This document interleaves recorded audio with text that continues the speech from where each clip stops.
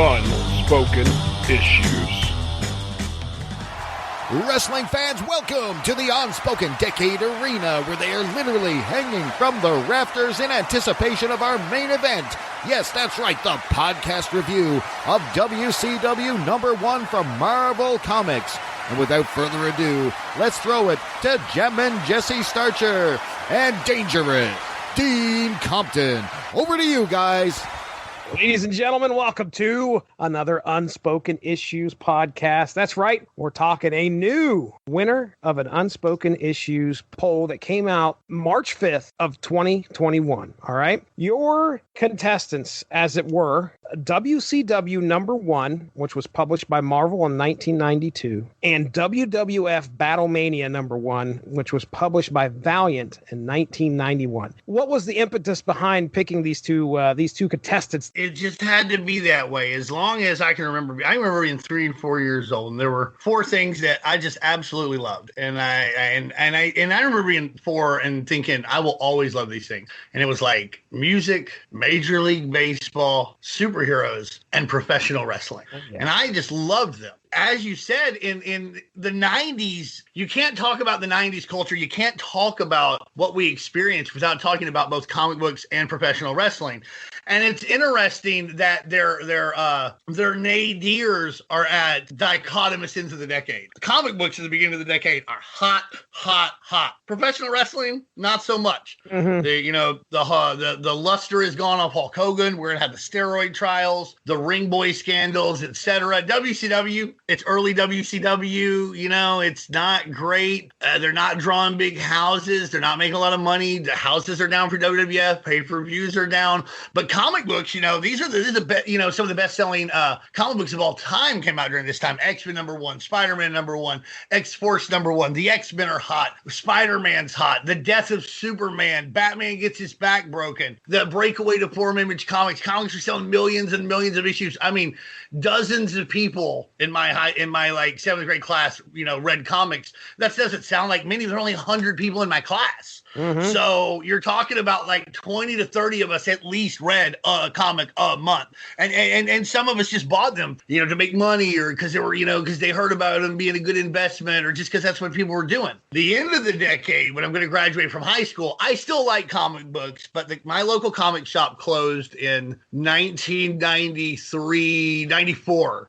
So it was hard for me to procure comic books. Walmart and Kroger stopped selling them around that time. So I'm basically keeping up through Wizard. If I go out of town, hopefully there's a comic book somewhere, every now and then you'd find one at like a different grocery store from Walmart or Kroger. But wrestling has heated up, and now everybody's watching pro wrestling. And I want to say I was one of the first people at my high school to get back into it. I was one of the first ones to be into comic books when we were in middle school.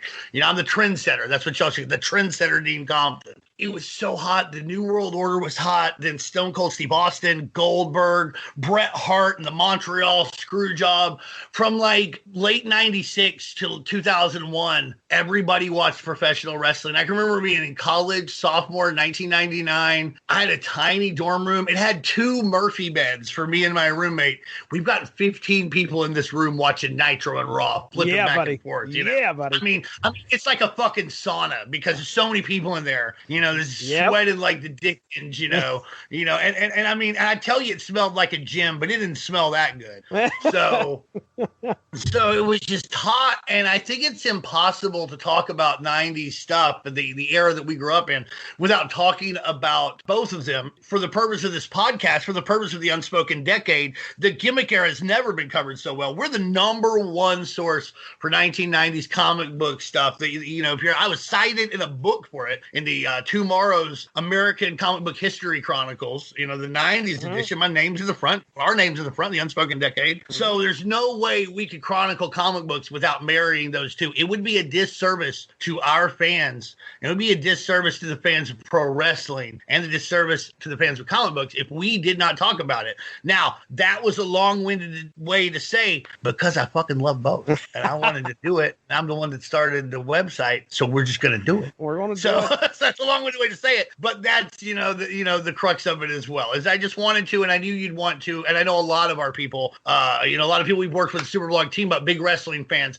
Pro wrestling and superheroes, pro wrestling comic books, it's peanut butter and jelly, baby. Yeah. They just go together. That's right. They do not go together necessarily in execution, as we'll talk about. Yeah. But as far as concept, as far as love, as far as understanding why somebody likes, as far as like why you would like one, I don't see how you like one and not the other. When you talk about both forms, you talk about comics and you talk about wrestling, there's a lot of the same words you're going to use. You're going to probably use the word art a lot because what you see on the page is art and what you see in the ring is art. You're going to easily be able to draw lines and connect superheroes with the performers in the ring. The stories that are being told in the ring versus the stories that are being told in the pages of comic books. There's so many parallels. I can remember watching WrestleMania 2 and gearing up for WrestleMania 3 and being excited about what was going to happen. WrestleMania 2, that's my first, that's the first big event I remember too. Yeah, dude, I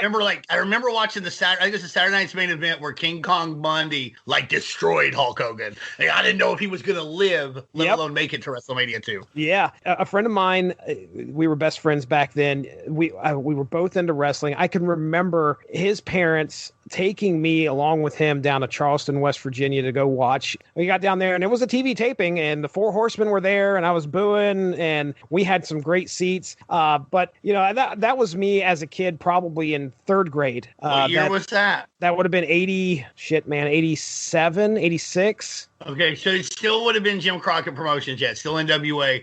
Okay. Turner would buy JCP in late 88. We're both big wrestling fans, and I can remember going over to his house. I don't think it was the night that WrestleMania aired. I don't know. This might have been one of those instances where we rented the tape to watch because this might have been 1990 or something, and we just, let's go get the WrestleMania 2 tape and watch it. But anyway, I had a love for it then. I was starting my love of comics probably in the late 80s as well, moving my way up through the 90s. Was it Saturday, 6:05? We could catch Saturday, 6:05 Eastern, 5:05 Central, WCW Saturday Night, baby. The mothership. Yeah. Yes, sir. So I could paint a picture of me laying on my mom's waterbed with about 10 G.I. Joes. No weapons were involved, sir. Unless you're talking about steel chairs and maybe some lead pipes, because I had a whole wrestling fed with my G.I. Joes. There wasn't, the Nemesis Enforcer was champion for quite a while. Okay. Well, I mean, that's the guy you build the company around. But yeah, as soon as the early 90s started, I kind of got out of that. I'm 14 in 92. Comics, different story. I'm really starting to ramp up my love of comics. I'm starting to get into Image Comics. I'm reading the X books. Needless to say, I may remember seeing the issue we're going to be talking about tonight. So by the way, the winner of the poll, WWF Battlemania, comes in with 5 votes. WCW number 1 comes in with 7. So by 2 votes, WCW number 1 is what we're going to be talking about. Valiant Comics in 91. Has Unity happened yet? It hasn't. No, they're not even doing superheroes yet, bro. Yeah. The first comic books they do are Nintendo and WWF comics, because Steve Masarsky, who was one of the owners and board members along with Jim Shooter, he was like an agent. He's like, he did agent. He was Aerosmith's agent. He did that kind of thing, and he had deals. He represented Nintendo and the World Wrestling Federation in different arenas, not literal arenas, but so he set that deal up because he could make money both ways. Jim Shooter talks very negatively about him and these comic books on his blog and in various interviews, not necessarily because he hates the WWF or because he hates Nintendo, but he felt like they were wasting time. This wasn't going to get over. It was just a way for Masarsky to line his pockets twice, because he'd get a deal, he'd get money for negotiating the deal, from Nintendo and the WWF because he negotiated the deal or whatever, and he'd get money from Valiant because I think he was, he was a primary investor. So if it took off, he'd get good money. They fucking flopped, and then basically Magnus and those guys, that's what Jim Shooter wanted to do all along, but they didn't want to do it. And then, like I said, he had those conflicting interests. So finally, after that, they're almost out of business. So they finally, I guess we'll do that. They do it. The rest is history. But yeah, we wouldn't see Unity. I believe it's 1992. They're wrapping up the WWF stuff in 91. I think they're already done with the Nintendo stuff by then. But Shooter was right. It's if you couldn't get a big newsstand distribution deal, and really if you weren't willing to buy space in places like Babbage's or Electronics Boutique at that time, who the fuck was going to buy those? Because video games and the WWF were not seen as stuff that a lot of comic book people who bought comic books at comic book stores would be into.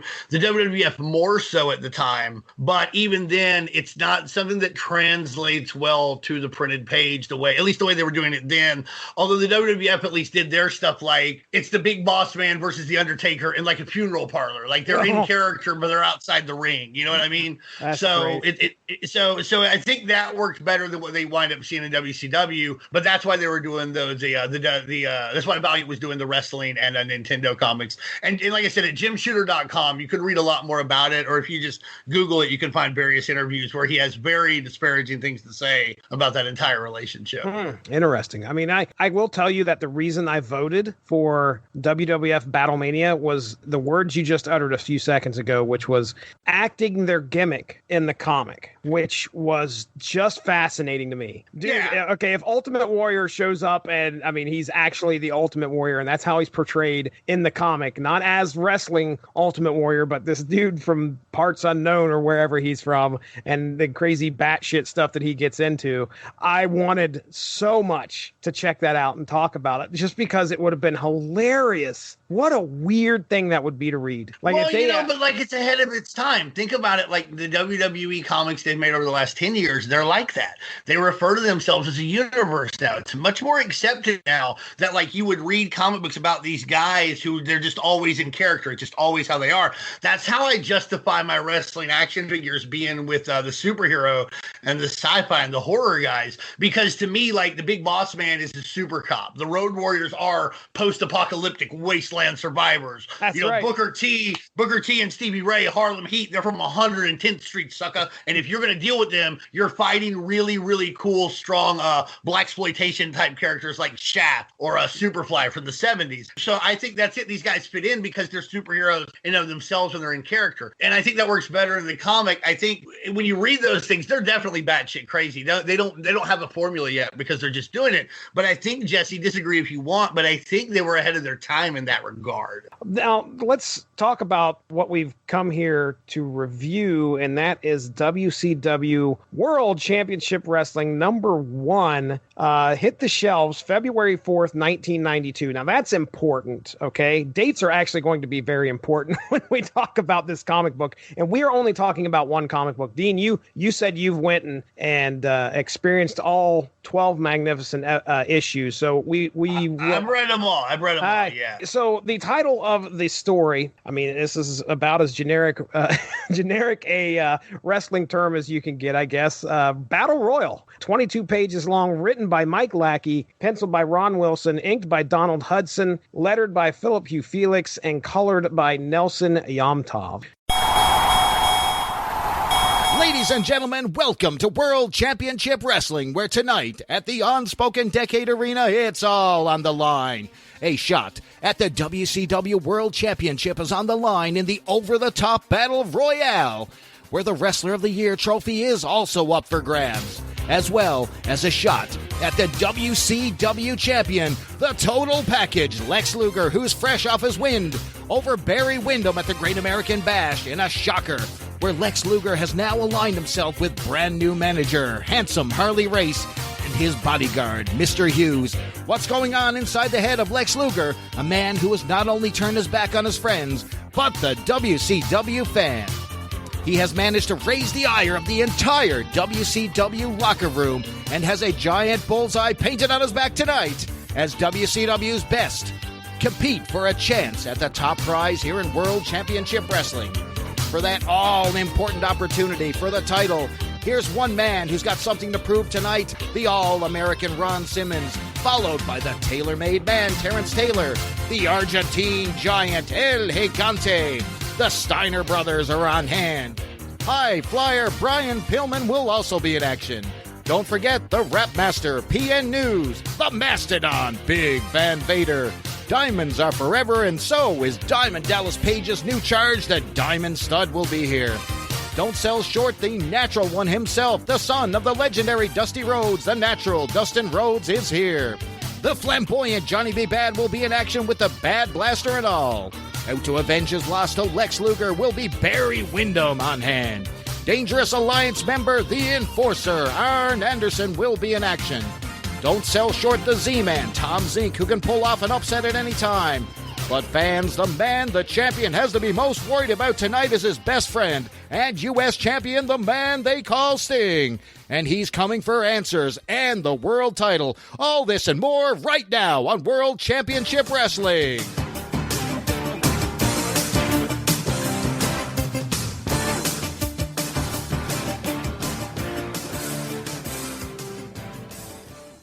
So our opening splash page sets up the villain of this piece, who just so happens to be the WCW heavyweight champion, an arrogant, chiseled blonde that goes by the name of Lex Luger. They make it a point to tell us that he will go to any lengths to keep trash from taking the strap from around his waist. This issue is going to focus on a number of contenders vying for the chance to face Luger as the number one contender in an over-the-top battle royal. Dean, just do our listeners a favor, kind of explain to them the circumstances behind a battle royal. What goes down? Well, basically in a battle royal, they take a set number of people, 10, 20, 30 people. It's usually 30's the most. I've seen a few that are more, though, like 50 or 60 in the World War III Battle Royal. But basically, the way you win is you're the last guy standing. How do you eliminate people? You throw them over the top rope. Both their feet have to hit the floor. Once that happens, they're eliminated. Whoever is the last one to not be eliminated wins the Battle Royal. The most famous Battle Royal I think you've heard of is the Royal Rumble. It's, has its own special rules. Everybody doesn't start in the ring at the same time. Guys come out every 90 seconds or 2 minutes or what have you. But, it's the same thing. Throw somebody over the top rope. Both feet have to hit the floor. And that's what a battle royal is. And they were incredibly commonplace around this time, especially as sort of card fillers on house shows. It's like, hey, we got some guys. We need another match. Let's put 10 guys in a battle royal, Mm-hmm. And so that's what they start off with here. And it's also very common for there to be some kind of prize. In this case, the winner they get a trophy. They get a donation. They get some money. And they'll get a shot at the total package Lex Luger's World Heavyweight Championship. That's right. So here's our contenders. We're going to run them down here. Get ready, because this is like the Legion of Superheroes roll call. They introduce so many characters in this comic. It's crazy. Yeah. Here we go. Ron Simmons, Terrence Taylor, Elegante, the Steiner brothers, Rick and Scott, Flying Brian Pillman, which I just watched Dark Side of the Ring. Yeah, just finished really that not too long. Yeah, it's really good. We got to see Brian Pillman Jr. wrestle last year in person. He's really, really good. He's going to be a big star. Then we got Yo Baby, PN News. Wow. Someone just said PN News, and that reminded me of Amazon Music. If you think I'm going to come on here and promote a rap album by PN News, you're going to be sorely disappointed. But you will be able to find WWE's The Music of WCW, which includes Brian Pillman's theme, Blondes Have More Fun, the Macho Man's WCW rendition of Pomp and Circumstance, and Kurt Hennig and the West Texas Rednecks' controversial Rap is Crap. If you head to getamazonmusic.com/W2M network, you can get a free 30-day trial where you can check out over 70 million songs. That's getamazonmusic.com/W2M network for that free 30-day trial. All right. Big Van Vader. I just got that Target Limited exclusive WWE Elite Big Van Vader that just came out. Nice. Then we got the Diamond Stud, or as some other people would know him as, Dean? Razor Ramon. Chico. Or Scott Hall. Actually, it was funny. I posted a picture on my Facebook page the other day. It was funny. It was like the Gray Hulk, and it was like my Scott Hall and Kevin Nash Funko Pop. I was like, it's Hulk and the Outsiders. So, you get the joke. And my friend was like, I swear I've seen that guy before. And I was like, yeah, it's Scott Hall. He's like, I don't know. I was like, you might know him better as Razor Ramon. He goes, yeah, Razor Ramon, that's him. But I don't know who that Scott Hall guy is. I'm like, Scott Hall is Razor Ramon. No, he looked a little bit different, I swear. Oh, that was fake Razor. Right. Oh, no wonder WWE has confused this man. Well, anyway. And then, of course, we have the natural Dustin Rhodes, or as some people, my goodness, Gold Dust, Dustin Rhodes back then. I mean, what's he running? He's running as Dustin right now on AEW, right? Yeah, he's just Dustin right now. Okay. Yeah. He's not Seven or Black Rain or what have you. Seven. No, just Dustin, and he looks great. And honestly, hot take here, but they should give him a championship run, even if it's with the TNT title. I think he should get a world title, though. I think he's good enough at this point, and I think it would be a good story, much like Terry Funk in ECW '98. Give him that. The old man wins one. And then they will also be joined by Johnny B. Bad. The prettiest man in WCW. That's right. Barry Windham. Then we have Arn Anderson, member of the Four Horsemen. I don't think he's a member at this point, or they would have been. I don't think the Four Horsemen ain't even mentioned in the book. So Flair's out of the company. No. What month did this book come out? This was February '92. I think he's the WWF World Champion right now. He's about to defend it against Macho Man at right. That's not. Yeah, he's about to defend it against Macho Man at WrestleMania. I mean, this was Royal Rumble '92. Yeah, he just won the Royal Rumble. Flair beats the WCW comic book Royal Rumble without even knowing he had done so. Because I promise you, he has no fucking idea that this was a thing, you know? No, he has no clue. No clue. But yeah, he's the world champion somewhere else. So obviously they weren't going to mention the Nature Boy here. Yeah. Which also makes it a little weird. It's weird to see something with WCW so plastered over it that doesn't involve the Nature Boy somehow. Because there are only 2.5 years that wouldn't have happened this time. And then later in '98 when he's suing WCW and they're suing him. We're rounding out the list here. Tom the Z-Man Zink. I mean, solid wrestler, a veteran. My most fond memories of the Z-Man, honestly, are in the year 2000 and '99 when he has a GeoCity site. And he is just calling everybody out. He's like, oh, man, Dusty Rhodes held me down to get his son over. And he's just going on Dave Meltzer's Wrestling Observer Live and just, shooting and saying all this stuff. And he was one of the first people who pointed out that there should be some kind of investigation into the WCW sale to the WWF at the time, WWE now, obviously, because Kellner and whoever did the dealings with the WWF were fraternity bouts, which is well known now. But he was one of the first people to be like, they got that for really cheap. And even for what it was, $2.3 million is really, really cheap, even with no TV. Like it's wild. Like Chris Jericho said at the time, if he had known for how little it was going to go for, he'd have tried to buy it. But you have to wonder, did it go for so little because those guys, had been in a fraternity together? So my fondest memories of Tom Zink are when he was on the offensive shooting on everybody in 2000, 2001. And he would go on there and just, he's like, Ric Flair was mad at me because his wife wanted to screw me more than him. And oh my God, just stuff like that. And so, and I don't know if that's true or not, but it was very entertaining to listen to on the headphones while I was at community college. Yeah. Wow. Well, our final competitor. So it's funny. My fondest memory is weird, right? Like you're like, what about as far as wrestling goes, him and Pillman had a really good tag. My favorite Zink match would be Pillman and Zink versus the Midnight Express. I think it was 1990 is when it would have happened. Okay. Maybe 90. Our final competitor, Sting, face United paint. States champion Sting.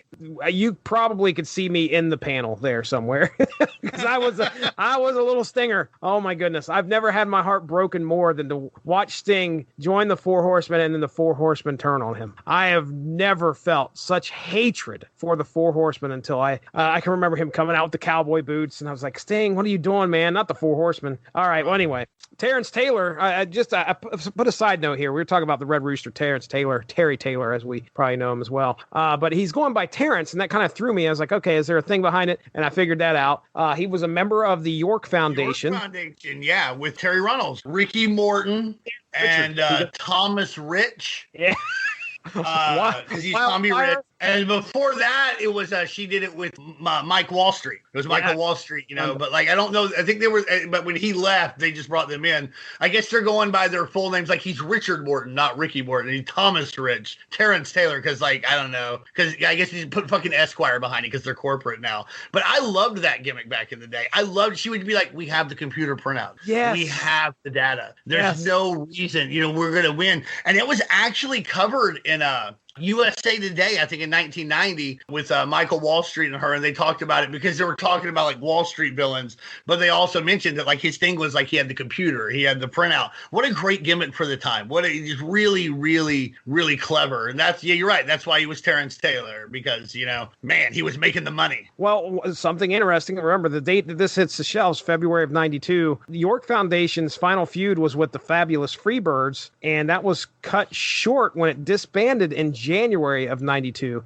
I think that's part of the problem. I'm going to cut you off, but that's part of the problem of trying to do a wrestling comic the way they're doing it here is there's no way. Comic books have to be produced a few months before they come out. You cannot possibly stay on top of ongoing storylines. Maybe you could today with like a quick web comic, but I don't know how good it would be if you're trying to put out like one a week, but like you couldn't stay on top of these storylines. So yeah, by the time this comes out, he could be, Mr. Rad Terry Taylor by this time. Yeah. There's nothing they can do about it. Really, we're talking the 90s. 90s comics we're not moving at light speed here. No, I mean, they're still literally cutting and pasting. There's no digital editing. I mean, there may be a little bit. I know there were some computer printed comics, computer coloring starting to be a thing around this time, but most of it is painstaking, tedious manual labor. I would imagine they would need like 2 or 3 months. It had to be ready like 2 or 3 months before it came out. It has to actually even longer because it solicits 2 months prior at that time. So they probably would want to at least 2 months before it's solicited. So probably 4 months. 3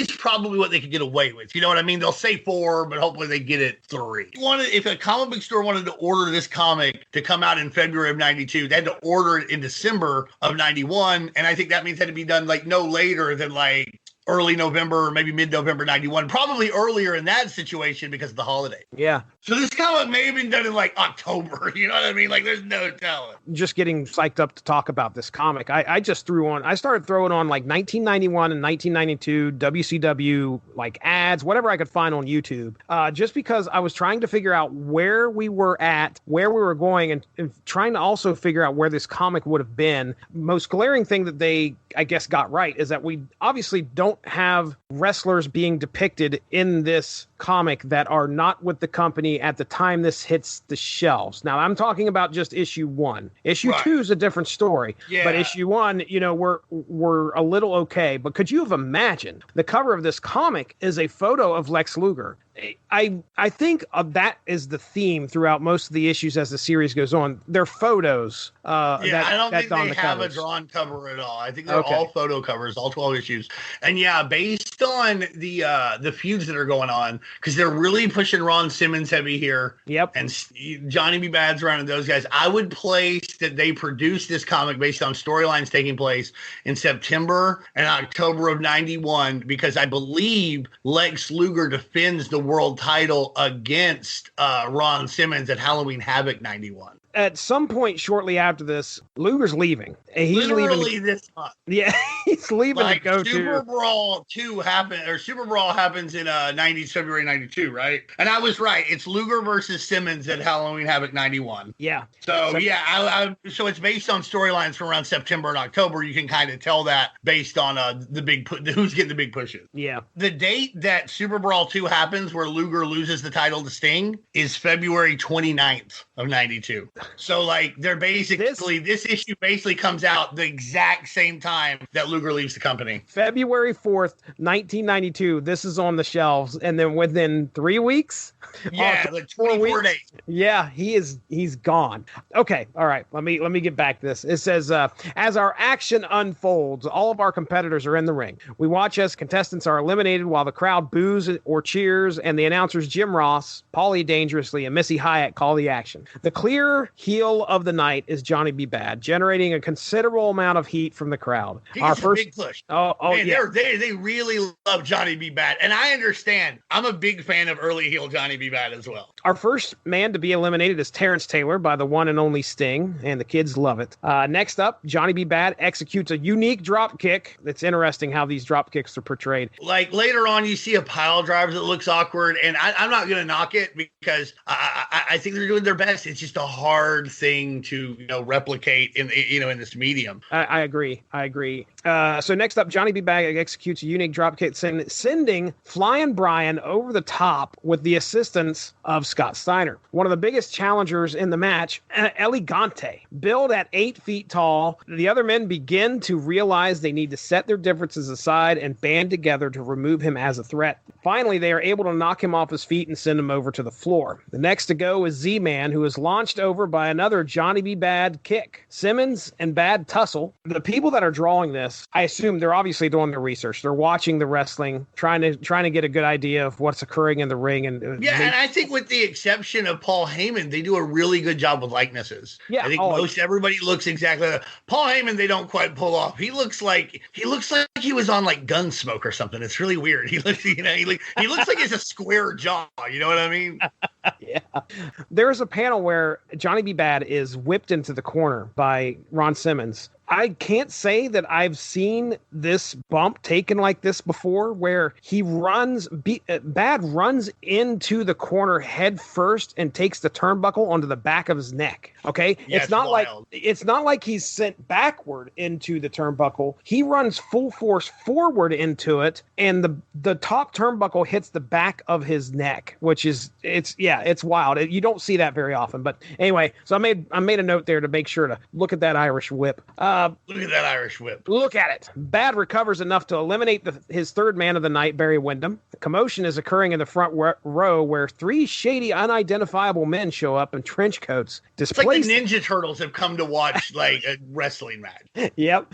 Displacing paying customers and children out of their seats. Bad is almost eliminated by Sting, but hangs on and does not touch the floor. One of the next big men in the ring, the Rappin' Grappler. I might have called him that. I don't know. The Rappin' Grappler, PN News, has his hands full while Rick Steiner is eliminated by Arn Anderson. Landing awkwardly, Rick hurts his ankle. This reminds me of this era for some reason, causing a concerned Scott Steiner to eliminate himself to help his partner. Like, that's my question about this. Like, he could have just rolled under the ring and gone and helped him, gotten back in. Like, you don't have to eliminate yourself. You don't have to. And it's not. They just needed Scott Steiner to be gone, and the big bad booty daddy wasn't going to do the job for anybody, I guess. If you've watched years of wrestling and you've watched the Steiner brothers wrestle, okay, I'd love to set 10 people up, show them 10 matches of the Steiner brothers, and then I would say, okay, now you get to lay your money on who's the most intelligent of the two. All right, everybody's going to lay their money on Scott, because you have the dog-faced gremlin running around barking. There's no way you could. But Scott does the stupidest thing and eliminates himself to go help his brother. So, and it's funny too, because if you remember in the early days, Rick Steiner was seen as the guy who'd be a world champion. Rick Steiner was the one that they thought would get the big push, and it doesn't turn out that way. And also in the early days, I feel like they pushed Rick as like the stronger of the two, which that quickly changes as well. Yeah. I can't talk about this era of Scott Steiner without being like, man, that Frankensteiner, violent. Ooh. Like, just nobody does it like him, where it's just I can't even describe it. Like, you just have to go see it. It's just got such a whiplash effect. Yeah, it does. Arn and Barry Windham struggle with Vader as Ron Simmons sees his opportunity and jumps over there and eliminates all 3 men at once. Now, all that is left. That's a Heisman Trophy finalist right there. That's right. Strategic. Exactly. Now all that is left is Ron Simmons, Johnny B. Bad, Sting, and the Diamond Stud, which we haven't heard a whole lot here, and PN News. Can't forget about him. Now Diamond Stud has PN News and a gorilla press. Like, I was like, okay. Right? Right? I was thinking, okay. This gorilla press, this 445-pound dude. No big deal. Don't think so. He slams him over the top. Now, PN News... Also, this dude would never take that bump. Yeah, man, just gorilla press slam me from the ring to the floor. No big deal. Because he would die. Like, he would definitely suffer for sure. So PN News is comforted by his fans and that tell him that it was a stupid dope match. Stupid dope match. We know rap. That's right. Yo, we've listened to Tag Team. We understand hip hop. That's it right. Was stupid dope. Whoop, there it is. Well, one of the most popular things you can find on YouTube is PN News delivering I think he's confronting the Diamond Stud, maybe, or the Diamond Stud's confronting him, but he was brought to the ring by one of the members of Salt and Pepper. It's Johnny B. Bad. It's one of my favorite moments in wrestling history. I believe it takes place at Clash of the Champions 15, and he's out there with Salt and Pepper. Dude, it's the worst rapping I've ever heard in my entire life. It's terrible rap. I'm PN News, here to let you know. I'm here to bum rush this show. I'm from the streets, not doing crime. That's why I crush sucker wrestlers all the time. My name is News, and I'm on the attack. Check me out later, cause I'll be back. Yo, baby, yo, baby, yo! I said, yo, baby, yo, baby, yo! But what makes it amazing is Johnny B. Bad and Teddy Long are like, listen, I'm here to tell you I'm the godfather of WCW. You're not the rap master of WCW. Johnny B. Bad is the real rap master of WCW. You're just fake. And then Johnny B. Bad goes, I said it. Let me tell you one thing. I'm the prettiest man in World Championship Wrestling. And let me tell you one other thing. Knoxville and the world, PN News, you're nothing but a big old ugly bear. You're ugly. I'll hurt Johnny. and also Teddy Long tells Salt and Pepper, neither of y'all can be first, but one of you sure can be next. I remember that. How about that? What a line to deliver. It's an amazing moment, and that is obviously the best moment for PN News ever. But everybody ate it up when it was Yo Baby, Yo Baby, Yo. Sell it. That's what you're sorry about. They have to sell it. It's amazing. It's amazing. They do a great job, though. You can tell they got it. But yeah, Diamond Stud eliminates PN News with the Gorilla Press because that's something you would do. Yeah, sure. We'll go ahead and put it there. It's comics, ladies and gentlemen. Simmons and Sting are taken by surprise by the Stud and Bad, catching a beat down in the ring until Simmons is able to escape. And Sting grabs Stud's feet, launching him over the top. Now, okay, hold on a second. Before you go past this, I want to talk about when Johnny B. Bad and the Diamond Stud have Ron Simmons down. And they're just like, you're an idiot because you're a bad guy. And they use the term he turned face. And I found that very interesting in a comic book where they were playing this like it's real, because in like 2 pages, Sting's going to go on this long soliloquy about like wrestling's the only true sport. It's you and another man in the pads. Like fucking Larry Zbyszko's in the ring all of a sudden, the shit he used to say on Nitro. It's a game of human chess. He's wasting too much time, all that stuff. Like Sting's in there saying all this, and I find it interesting that they told Simmons he turned face, and also at the end where they plug the next issue is heel. So odd to see those these were not terms. No, they were. So it's very interesting to see those utilized in this book. I probably was in college, or maybe just a little bit younger than that, in late high school, when I first started really hearing those terms and knowing what they meant. 97 for me. I wouldn't hear these terms or know what they meant until 1997. So I assume part of it, though, is I think that they figured that some smart fans would be buying this. The audience would be a little older, and they might appreciate a wink, wink, nod, nod. But you also can't give it away because they're playing this like they are covering the sport of wrestling. So it's very, very interesting to see. I wouldn't have expected it. Vince McMahon essentially admitted it was Sports Entertainment in '89 when he sued the state of New Jersey because he didn't want to pay a tax on sporting events because he was like, we're not a sport, we're sports entertainment. The results are predetermined. So this is a few years after that. I actually remember reading about that in Sports Illustrated, where they're like, everybody already knew when you're an idiot if you like wrestling, because that's the way sports covered wrestling at the time. Yeah. Now, as Bad and Sting face each other, Sting whips him into the corner, possibly going for the Stinger Splash, but Bad moves. Well, I mean, he had all the time in the world to move because Sting was like telling him his entire life philosophy, like he's the fucking Socrates of professional wrestling over here. out of the way, using his momentum to send Sting over the top. Now we are down to our final two, the driven Ron Simmons and the beautifully handsome Johnny B. Bad. Wasting no time, Simmons gets Bad in a backwards gorilla press. Okay, normally when you see a gorilla press, somebody's taking somebody, lifting them above their head, and your hands are on their chest and on their legs. This is different. This has got, Simmons has Bad backwards in that position. His hands is on his back and the back of his legs. So he's got him hit the big backbreaker. Wasting no time, he brings Bad's back down to his knee in a backbreaker that would make Bane proud. I did pause Johnny B. Bad's going to get replaced with Azrael now. I'm Sean Paul Valley, and I'm the prettiest man in WCW now. Johnny B. Bad's in a wheelchair. Right. I feel like Sir G, who was with Lord Steven Regal, like that's going to be Alfred. That would be Alfred? Oh, man. We are painting a picture. So we did it. I did date this. This happened prior to. So, Bane could have taken some pointers off of Marvel's Ron Simmons here. Yeah, he had a lot of time in that prison. He did, too. He did. He certainly saw it. So Simmons picks Johnny B. Bad up, tosses him over the top rope. We have our winner, Ron Simmons. Way to go, Ron. Good job. Good job. However, out of the front row, a figure tosses his trench coat to the ground, charges the ring. It's not Raphael. No, it is not. Charges the ring and lays out Ron Simmons. Oh my gosh, ladies and gentlemen, it's Lex Luger. And if you have ever watched 3 minutes of professional wrestling, you knew that was Lex Luger. You're going to know. Well, I mean, who's missing tonight? I have no idea. I see everybody in the ring. Who could be? Where is he at? It's Lex Luger. There he is. He's in the trench coat. It's too bad that his henchmen, they don't have any identity. They're just guys in trench coats. I know that. I'd like to. I mean, it could have been a couple other wrestlers. They probably should have taken a couple people out of the Battle Royal. It wouldn't have mattered, and then you had a way to do something with them. But they made the choice they made. Cactus wasn't in this, was he? No, but he'll be in the title later. Yeah, I was going to say I know he shows up later, but it's like, why not use him? He tries to blow up a cruise ship. Well, that's programming. Right. That's what I was telling you. That's the big moment of this thing. That's the most batshit crazy moment is when Cactus Jack is going to blow up a cruise ship if he doesn't get a shot at Sting. I think Sting's the champ by that point. I think he's trying.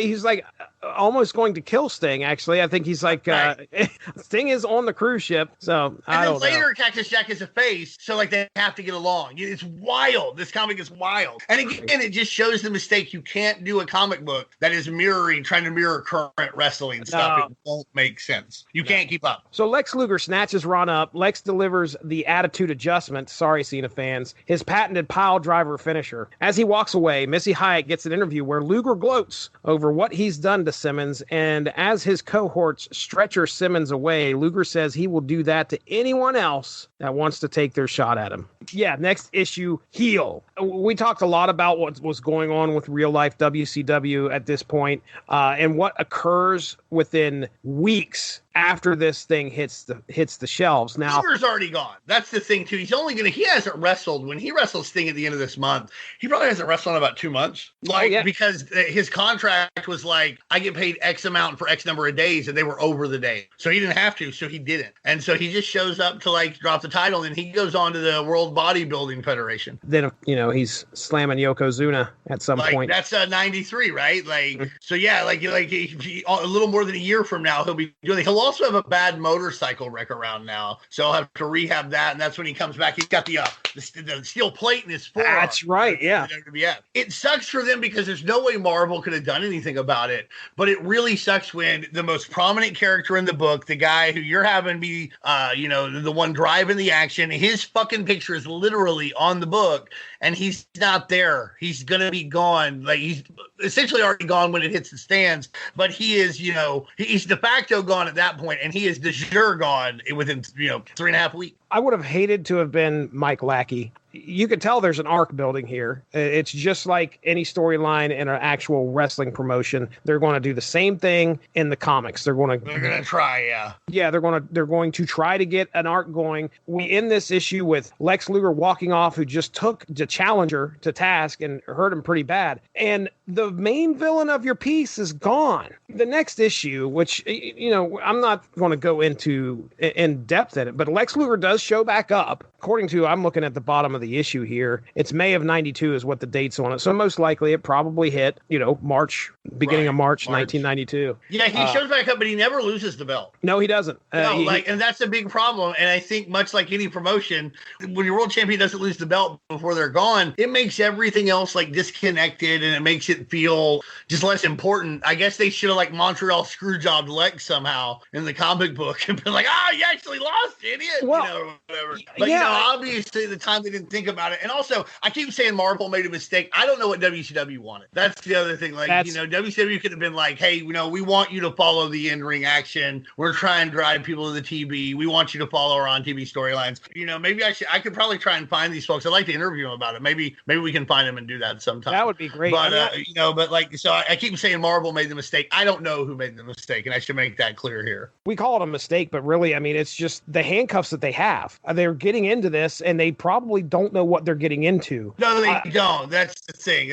But again, Marvel may not have made that call. Mistake doesn't necessarily mean you were stupid. It just means you tried something that didn't work. And at this time, the idea, again, other than the Valiant WWF comics, like the idea that they would exist in this universe where they were always their characters, that wasn't something that they thought about the way they think about it now, where there's like YouTube angles and Facebook stuff and things like that, where, they play that. And also, nobody liked those WWF comics. They didn't sell well. They're not critically acclaimed. I enjoy them, but I wouldn't call them necessarily very good.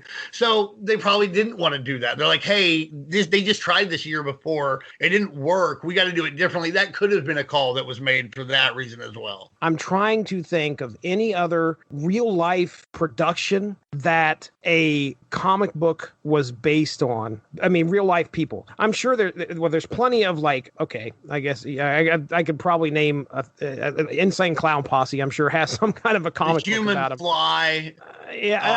Alice Cooper, Kiss. So all of those that you're mentioning, based on real life properties / real people. Yeah. Okay. Right. But now I want you to take it a step further and think about the governing promotion behind that. Okay. So Lex Luger leaves WCW. Okay. They cannot continue to use his likeness. There's going to be rights issues at some point. That's not going to happen in those other comics.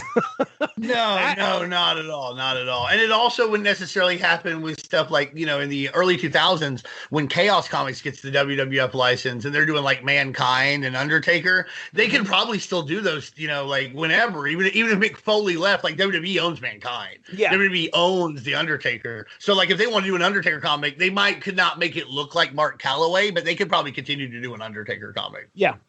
But you're right. That's an issue that those other ones don't have. Another thing is, I don't think any of them, maybe with Todd McFarlane, Kiss did like a series of miniseries or had an ongoing, but for the most part, they don't have an ongoing series. Like Kiss shows up and fights Doctor Doom in the Marvel Universe or whatever. And like during a couple issues, Alice Cooper's in like one issue and then a limited series that Neil Gaiman came back to do in the 90s. You know what I mean? It's not like they're trying to keep up with Alice Cooper, like, month in, month out, even as a character, they're not even trying to do that, which this is difficult. Like this had to come out every month, which also changes things. Like how interesting could you make Kiss every month if you do a comic of them every month? I don't know. I'm not a big Kiss fan, but I understand it could be challenging. This is going to be challenging as well, just because you have to keep grinding it out. Yeah. Of the two, between the two poll sitters that we had here, I think the WWF Battlemania was probably the safest when it came to being able to flex a creative muscle with the characters. Because for the most part, they would have owned, most of them. And also, again, much like the Chaos comics later, the WWE comics they made for the last 10 years or so, they just played it like this is how they really were, and they lived in a universe where everybody got that. Like, if you show up to dinner with the Nasty Boys, they're going to be mean to the waiter, and they're going to, like, play pranks on you and stuff. Mm-hmm. Like, that literally happens in one of the issues. So issue 3 is where things take a crazy turn. That's where Bruce Cruz shows up. Things on the front cover. Cactus Jack's going to kill everybody. And I think the Young Pistols make a heel turn for some reason. Yes, they're helping him out. They're helping Cactus. They're like helping Cactus Jack for no reason. I mean, it's weird. And the art, let me look at this. It looks like the art took a change, but if I remember correctly, the art's the same, or the artist is the same. Yeah, it's Ron Wilson. But maybe it's the inker. No, inker's the same. I don't understand what changed, but it looks completely different. It looks looks like maybe WCW asked them to change the style. You know what? You know, that happened a lot with the WWF comics. Like, they had to redraw the Ultimate Warrior's nose for like 2 days once, apparently. And then Jim Shooter finally drew it himself, according to the story. And he just drew it the way it originally was. And they were like, good, that's what we wanted. So maybe WCW asked for a style change. If you look at issue 3, it takes on a more comic book appearance, in my opinion. I mean, we definitely have art that it just looks less, I don't want to say less realistic, but it seems less like photogenic, it's more, I think is what you mean. Yeah, it's less likeness based. And maybe that was also just for time. You know, I mean, I can speculate all day, obviously. We have to talk to Ron Wilson, who's a tremendous talent. I really love his work. Maybe it was just, it's taken too long to get every nuance of Sting right. We don't have to do that. Let's not do that. Yeah. Well, I don't think the art looks worse either. It just looks different. No, it's there's a style change. The artist, it seems like, made a conscious decision to go, okay, we're going to do things a little bit differently here. It's not bad. It's just different. Yeah. That's fine. I actually enjoyed it. I think that's the best thing about the comic, in all honesty, is they really, really do a good job. As good a job as you can getting across this type of action. With issue 1, I would have probably passed this up if it was on the stands. But now, you know, at this day and age, and how much I understand the backstage politics of wrestling and what went into, number one, making this a comic book and all the hurdles that they had to go through, that made this comic so much more interesting to me. Like, I was like, oh, how are they going to pull this off and what's going to happen? So I really enjoyed myself here. I really had a good time reading it, number one, seeing all these wrestlers that I hadn't had a chance to really revisit for quite a while. Seeing Stinger in his surfer paint, or whatever you want to call that, the Stinger paint. Surfer Sting, baby. It was a great trip down memory lane, in my opinion. You know, you really summed it up. I think it's very interesting, you know, for the reasons we know backstage. And what's funny is, I remember when I was first getting into comics, I would always look at them, you know, and I was into superheroes before I was into comics. Like, I watched the cartoons and things like that, the Spider-Man cartoon, etc. But like, when I would go look at the comics, like if my mom was in Kroger and I didn't want to, you know, I was old enough to not hang out with her at this point. So I just go look at the comics, even I wasn't really buying any in the early 92, although I'd be buying a lot by the end of 92. I remember seeing this there, and that's it again.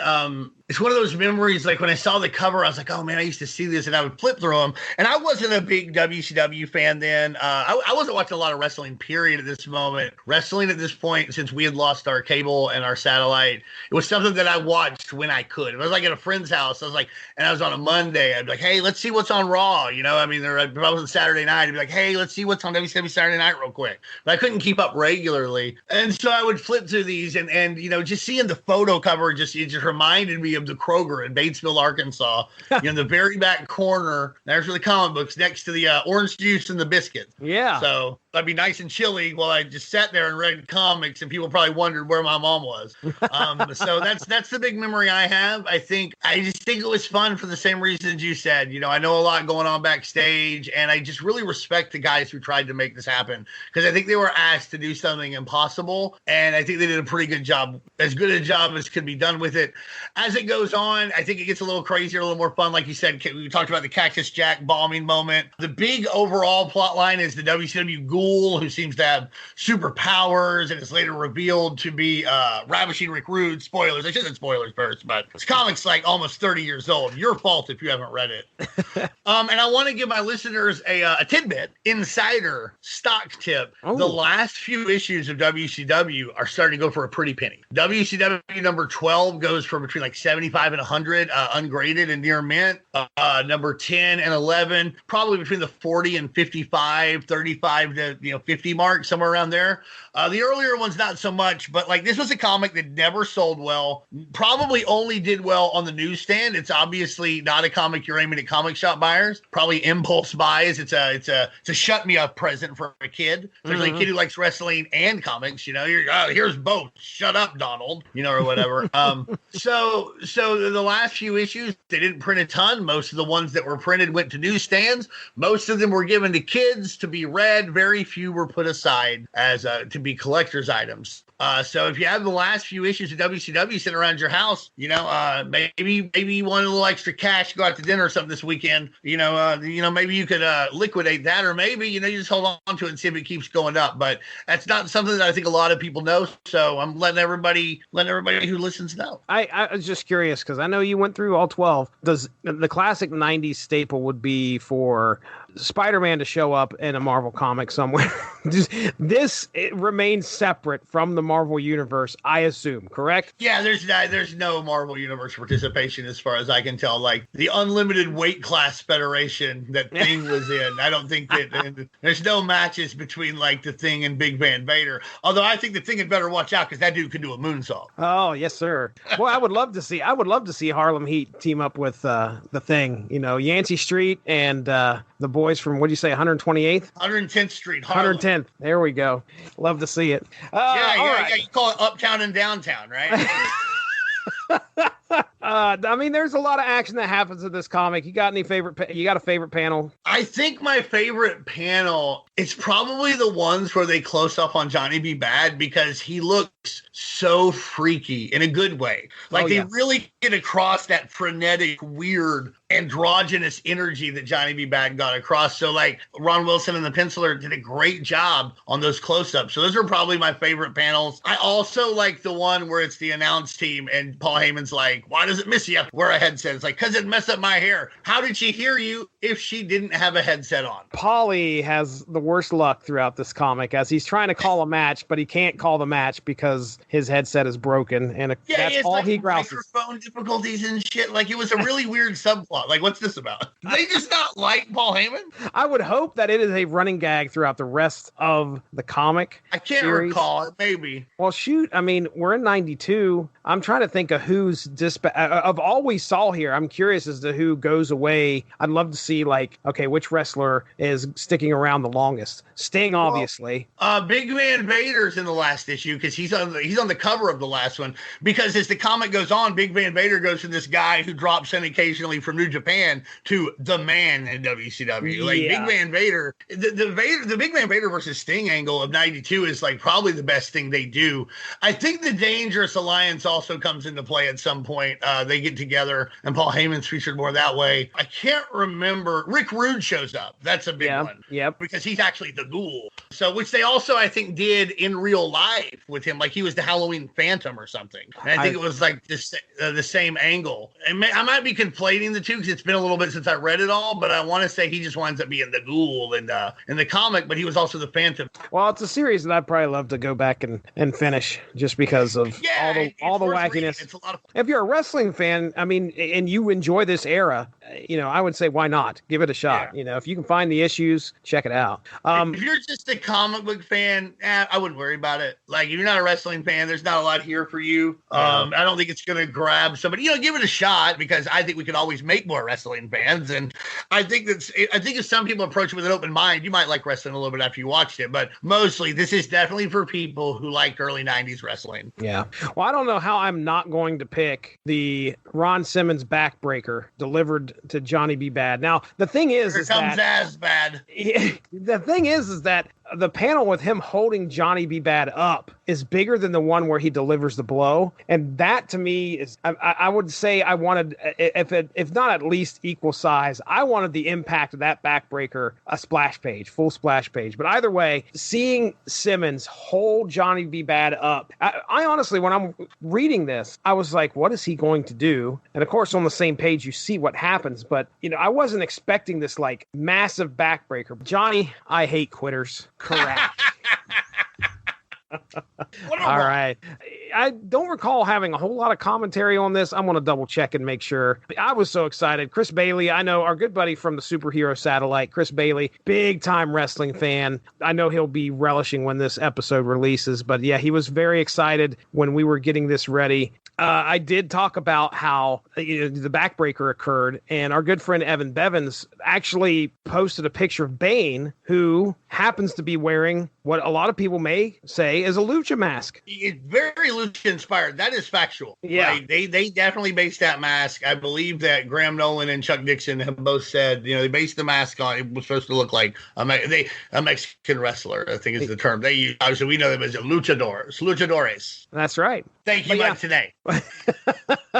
The professor? The professor himself. We had a good time here. I think we had to have gone an hour on this, and I probably could have gone more. Oh, but, yeah. I can see the ref. He's calling for the finish now. The back wants it done. They're like, hey, we got to go home, guys. Let's wrap it up, brother. Wrap it up.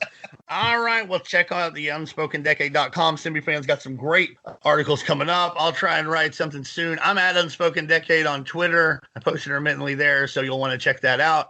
Some great covers, some great commentary here and there. Reading Ultraverse right now, so I'm definitely posting a few tidbits, a few anecdotes here and yon, and a few pics from that. Did someone say Unspoken Decade? The place where you need to go to check out some great articles about comics in the 90s? This would be a good time to plug a sponsor of the W2M network, and that is Grammarly. For you, the listeners of Unspoken Issues, Grammarly is offering a free download of the Grammarly software. Grammarly's AI-powered products help people communicate more effectively. Grammarly helps you write mistake-free on Gmail, Facebook, Twitter, LinkedIn, and nearly anywhere else you write on the web. Grammarly corrects hundreds of grammar, punctuation, and spelling mistakes while also catching contextual errors, improving your vocabulary, and suggesting style improvements. To download Grammarly today, go to getgrammarly.com/W2M network. Again, that's getgrammarly.com/W2M network to download Grammarly for free. And of course, the Facebook page, keep participating, and hopefully we can get some more of y'all to vote soon. And if you have an idea for two comics you want to see against each other, or even just one you want to see covered here, hey, just post a little comment and we'll take a look and probably tell you no, because come on, that was a bad idea. No, I'm just kidding, man. We'll take a look. And for the most part, we love all the suggestions. We love all the ideas, and we'll do our best to incorporate them all. Yeah, that's right. Ladies and gentlemen, we do appreciate you interacting with us. Check out that Unspoken Issues podcast Facebook page. Shout out to the W2M network and, of course, the Rattleitcher Broadcasting Network as well. If you wish to follow me, you can do so at Stiznarkey, and that's on Twitter. I think that's it for Dean Compton. Hold on! Who's this? Oh, my God! Dean Compton just leveled Jesse Starcher with a chair. That's right. I'm doing the outro. That's right. Me, Dean Compton, the real star. We'll catch you next time. For the laid-out Jesse Starcher, I'm Dean Compton. This has been the Unspoken Issue. It's the WCW hotline right now. Call 1-800-909-9900 for all the latest wrestling news. All extremely confidential, by the way, so make that call. This is your inside connection to the wrestling world. Get updates where you can't get anywhere else. Plus, play weekly WCW trivia for prizes. This week, we find out if 90s comics were as good as we remembered. As we head to UnspokenDecade.com, the decade has never been covered so well. Only $2.99 a minute, 99 cents each additional minute. Ask your parents for permission.